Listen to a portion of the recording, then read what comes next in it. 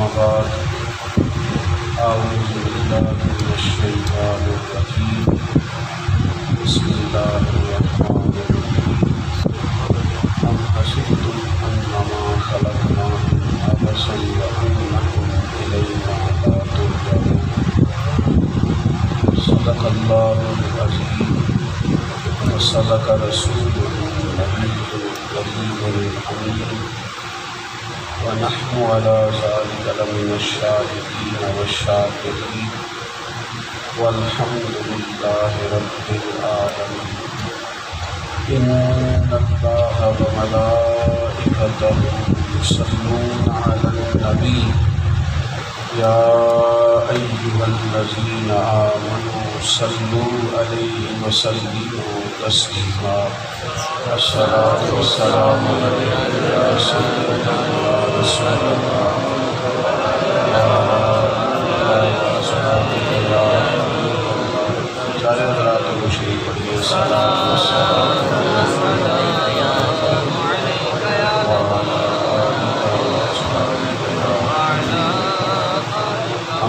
صلاۃ کے بعد ختم شریف کی سال ثواب کی کے بعد قرآن مجید فرقان حمید سے میں نے ایک آیت کریمہ تلاوت کی ہے۔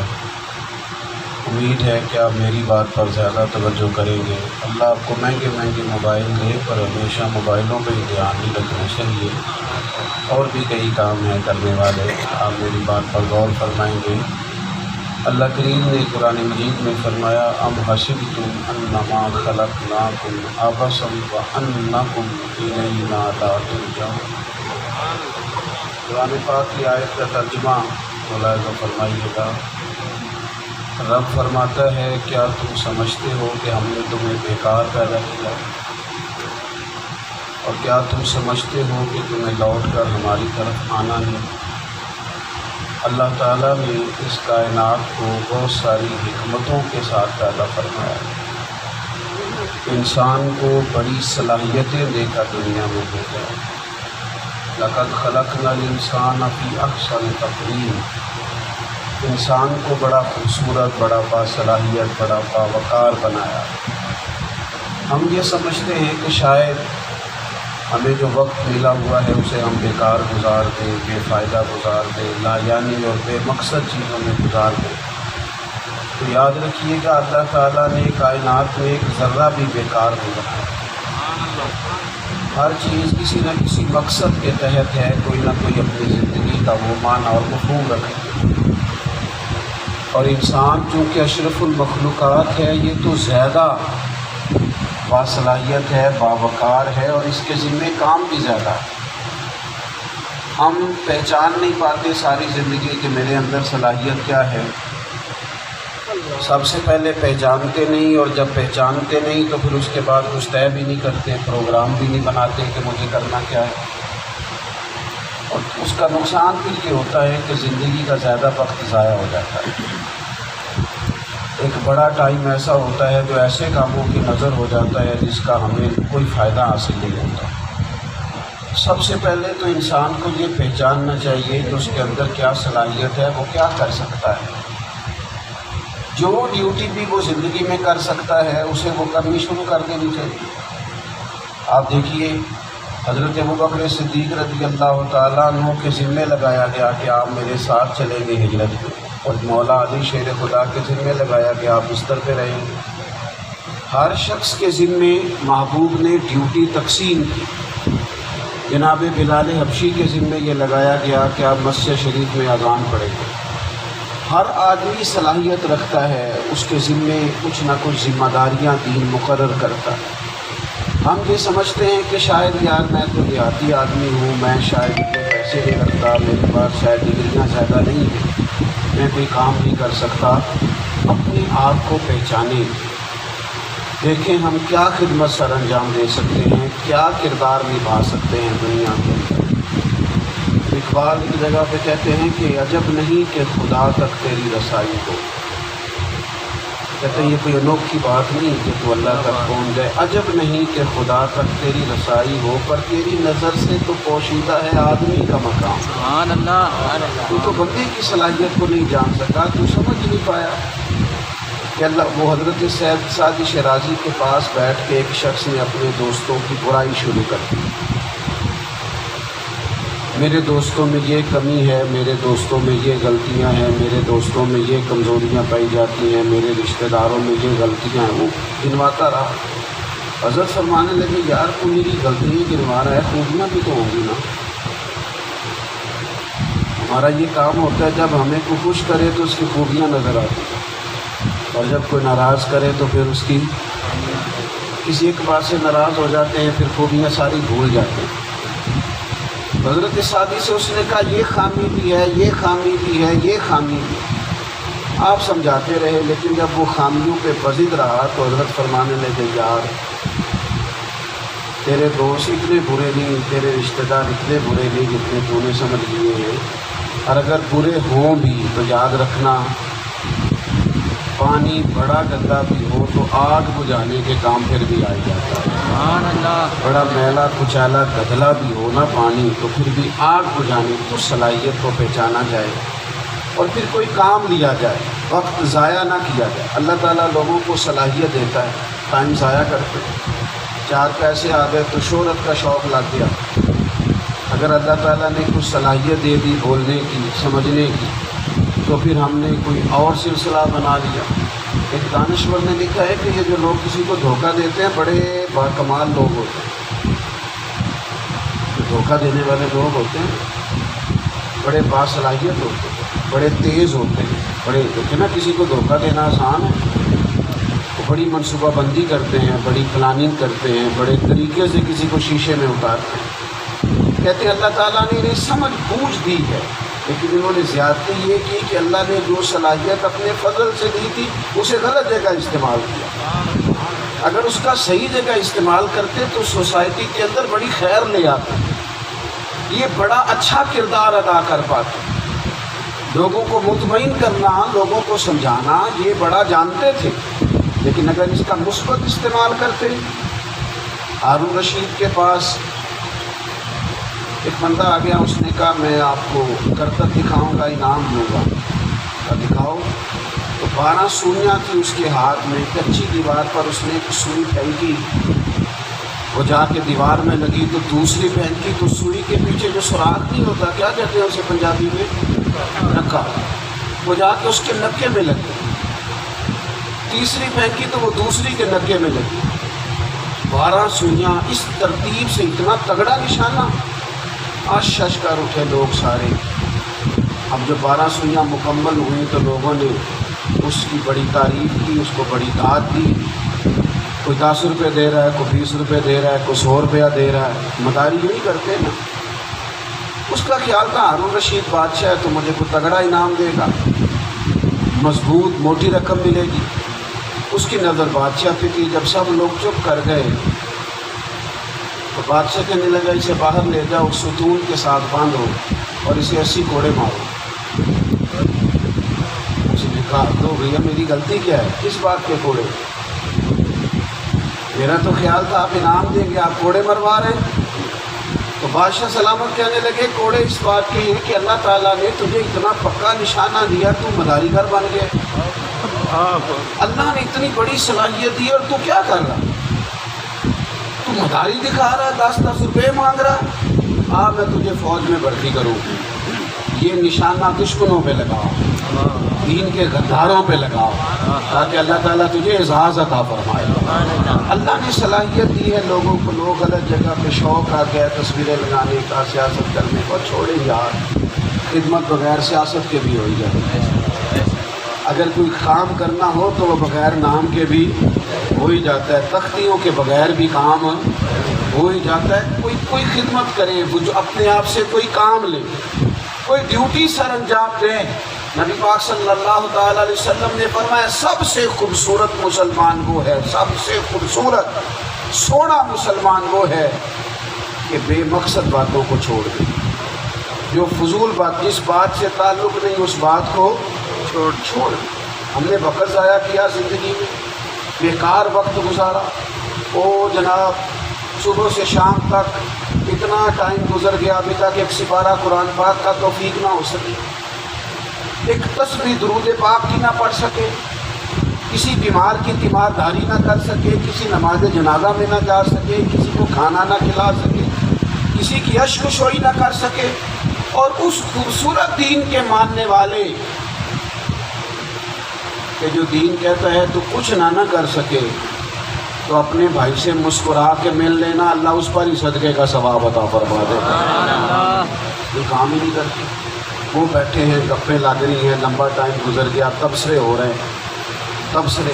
اور میرے ملک کے اندر تو سب سے آسان کام تبصرہ کرنا، بیٹھو تبصرہ کرو، چینل زیادہ ہیں، خبریں تھوڑی ہیں، ہر بندے کی جیب میں موبائل ہے، ہر بندہ ہی صحافی ہے، ہر ایک کے پاس یہ اندر کی خبر ہے، ہر کوئی نہ کوئی بات سنانا چاہتا ہے۔ عملی زندگی، کردار میں کچھ تبدیلی، وقت بڑی جلدی آ جائے گا، جانا ہے، کوئی ٹائم نہیں ملے گا۔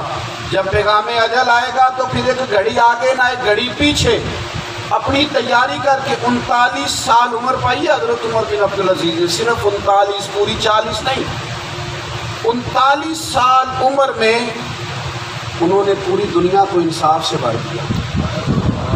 لوگ صبح اٹھتے تھے تو اپنے بادشاہ کی سلامتی کی دعا مانگتے، رات سوتے تھے تو اپنے حکمران کی سلامتی کی دعا مانگتے، خدمت بھی کرتے، ڈیوٹیاں بھی کرتے، 5 سپارے قرآن پاک بھی روز پڑھتے، ہزاروں کی تعداد میں درود و سلام بھی پڑھتے۔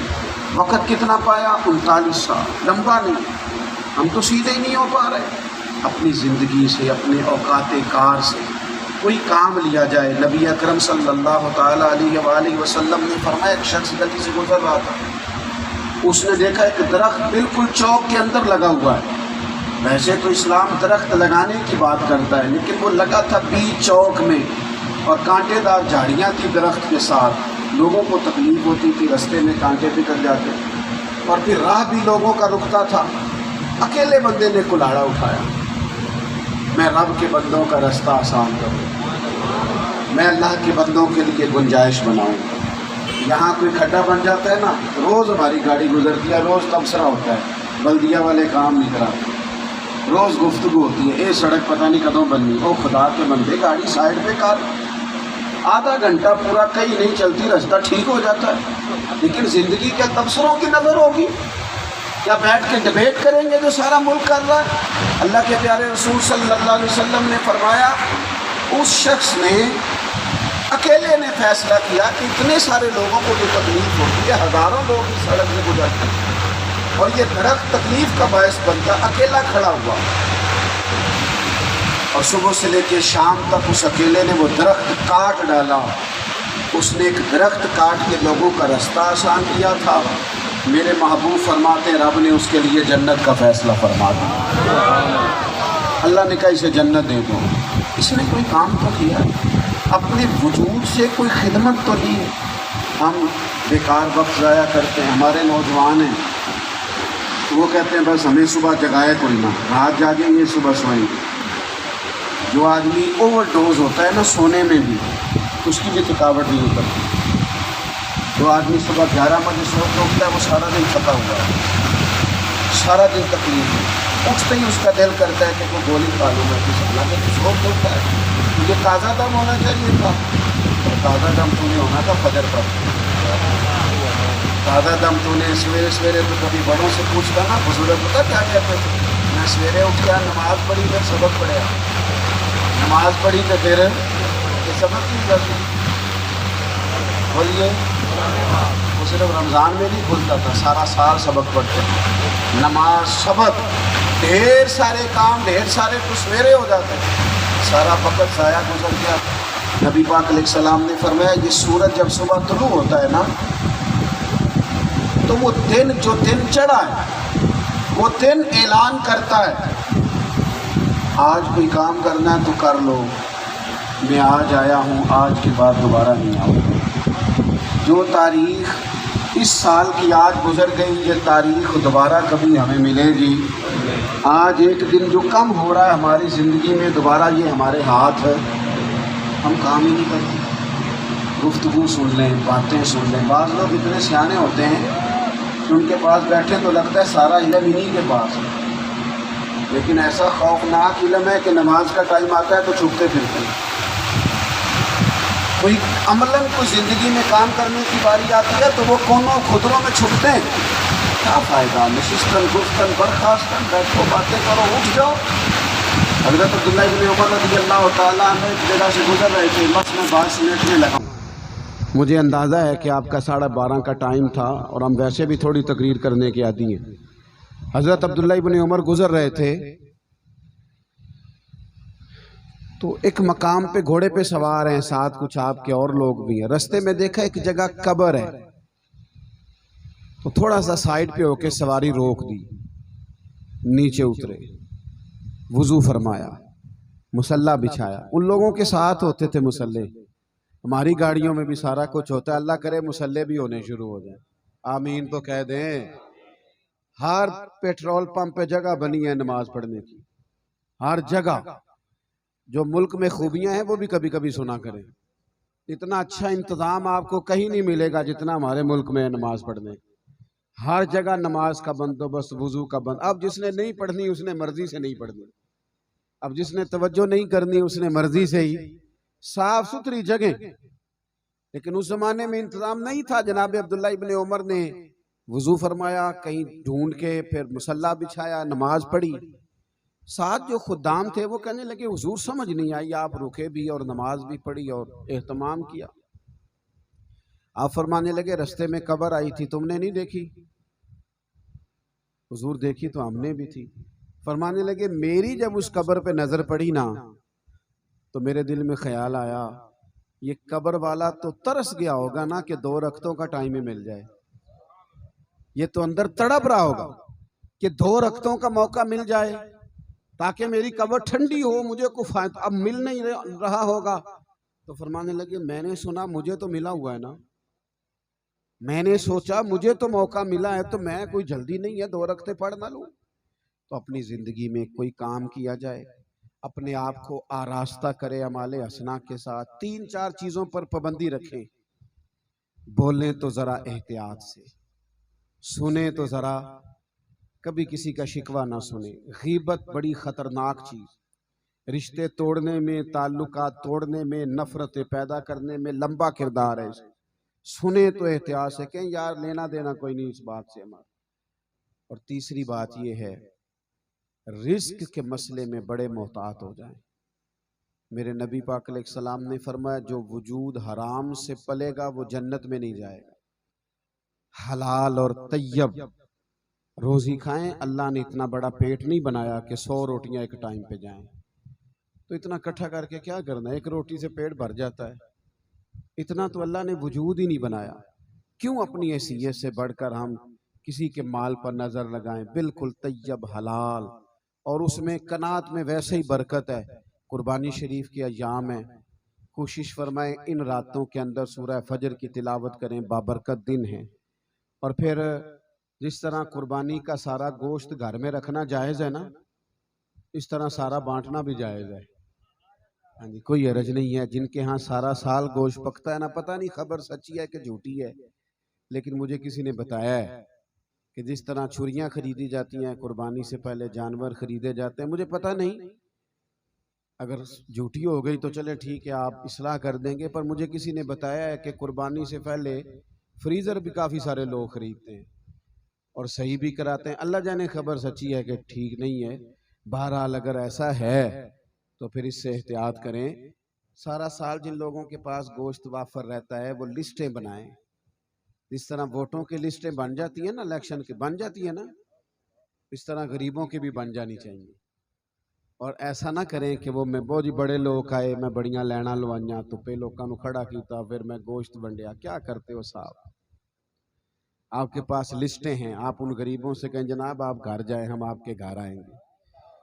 امام شافعی فرمایا کرتے تھے رب نے تجھے دیکھا نہیں کہ تو حقدار تھا کہ نہیں، اس نے تجھے دے دیا ہے. اب تو حقداروں کو تکلیف نہ دینا، تو بھی ان کے دروازے پہ جا کے دے کے آنا. کوشش کریں. یہ چلے موویاں شوویاں بنتی ہیں، اس سے بندے کا خیال تو ہوتا ہے کہ ڈیرے تے بڑے لوگ آئے، لیکن یہ کوئی مزہ نہیں، یہ کوئی لطف نہیں. آپ کسی کے گھر پہنچا کے آؤ گے تو اس کی عزت بچے گی. اور چلے میں چھوٹا آدمی ہوں، بڑی بات تو کر نہیں سکتا، یہ کر کے دیکھیں. یہ نسخہ آزما کے دیکھے، اللہ دل کو سکون عطا کرے گا۔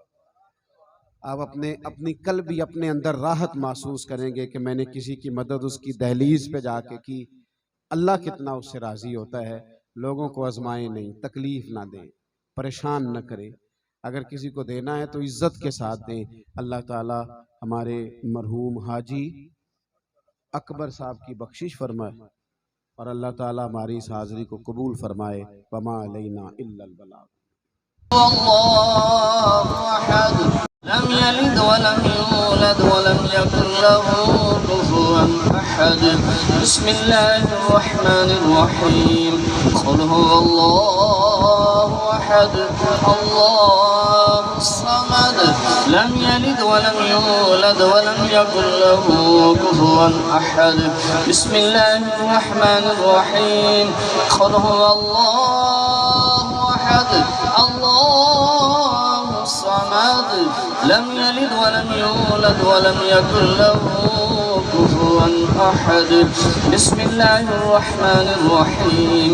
قل اعوذ برب الفلق من شر ما خلق ومن شر غاسق اذا وقب ومن شر النفاثات في العقد ومن شر حاسد اذا حسد۔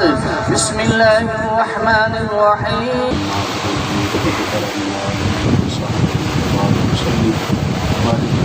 قرآن مجید کے ختمات شریف مختلف پارے، سورہ ملک، سورہ یاسین، درود پاک، کلمہ طیبہ، سورہ فاتحہ، اس کے علاوہ جو بھی کلمات خیر اشارے ثواب کی وجہ سے تلاوت کیے گئے اپنی بارگاہ رحمت میں قبول فرما۔ اس تمام کا ثواب ہمارے عمل کے مطابق نہیں، اپنے فضل کے مطابق عطا فرما۔ میرے پیارے حبیب صلی اللہ علیہ وسلم کی بارگاہ میں ہدیتاً تحفتاً نذرانتاً پیش کرتے ہیں، مالک قبول فرما۔ تمام انبیاء کرام علیہم السلام، صحابہ کرام علیہم الرضوان، اہل بیت اطہار علیہم الرضوان، تابعین، تبع تابعین، علماء، محدثین، مفسرین، ائمہ مجتہدین، سلاسل طریقت کے بزرگان دین کی ارواح کو اصال ثواب ہے، مالک اپنے فضل سے قبول فرما۔ آج تک جتنے مسلمان صاحب ایمان دنیا سے رخصت ہوئے، سب کی قبروں کو ٹھنڈا اور روشن فرما۔ کائنات کے مالک، ہم جتنے یہاں حاضر ہوئے ہیں، ہمارے خیش و کار، چھوٹے بڑے دور ہم دنیا سے چلے گئے، مالک کے دین سب پر اپنا فضل و احسان فرما۔ اس کا ثواب بالخصوص حاجی محمد اکبر مرحوم کی روح کو احسان کر کے اللہ مرحوم کو کروڑ جنت عطا فرما۔ نبی پاک صلی اللہ تعالیٰ علیہ وسلم کے نور سے ان کی قبر کو منور فرما دے، طاعت نگاہ وسیع فرما دے، جنت کے باغوں میں سے ایک باغ بنا دے۔ جب وہ قبر سے نکلیں تو نامہ اعمال سیدھے ہاتھ میں عطا فرما، اپنے نیک بندوں کی جماعت میں انہیں شامل فرما۔ قیامت کی کڑکتی ہوئی دھوپ میں اپنے عرش کا سایہ انہیں نصیب فرما۔ اس نفسا نفسی کے عالم میں نبی پاک صلی اللہ تعالیٰ علیہ وسلم کی شفاعت عطا فرما۔ حضور علیہ السلام کے جھنڈے تلے جگہ عطا فرما۔ اللہ کریم انہیں دوزخ کی گرمیوں سے بچا، جنت کی اعلیٰ نعمتوں کا وارث بنا۔ انسان ہونے کے ناطے جہاں جہاں بھول گئے اپنے فضل سے معاف فرما دے۔ دامے درمے قدمے سکھنے چھوٹی بڑی جتنی نیکیاں انہوں نے کی ہیں، مالک قبول فرما لے۔ چھوٹی نیکیاں بھی بڑی کر کے ان کے لیے ذخیرہ آخرت بنا دے۔ اے مالک کریم، اب وہ تیری رحمت کے حوالے ہیں، ان کے ساتھ رحمت والا سلوک فرما، درگزر والا معاملہ فرما۔ جو دعائیں ہم نے ان کے لیے مانگی ہیں وہ بھی انہیں عطا فرما، جو ہم نہیں مانگ سکے بن مانگے اپنے فضل سے انہیں نصیب فرما۔ پسماندگان کو، لواحقین کو صبر جمیل اور اجر عظیم عطا فرما۔ جتنے لوگ اس کشتی میں ڈوب گئے، مالک کریم ان پر بھی اپنا فضل فرما۔ اللہ کریم ان کے لواحقین کو بھی صبر جمیل عطا فرما۔ ہمارا ایک عظیم بچہ بیمار ہے، اللہ انہیں شفا عطا فرما، تندرستی نصیب فرما، عافیت عطا فرما۔ اللہم انا نسألک العفو والعافیت فی الدین والدنیا والآخرہ۔ اللهم أعني على ذكرك وشكرك وحسن عبادتك رب اغفر وارحم وأنت خير الراحمين وصلى الله تعالى على حبيبه سيدنا ومولانا محمد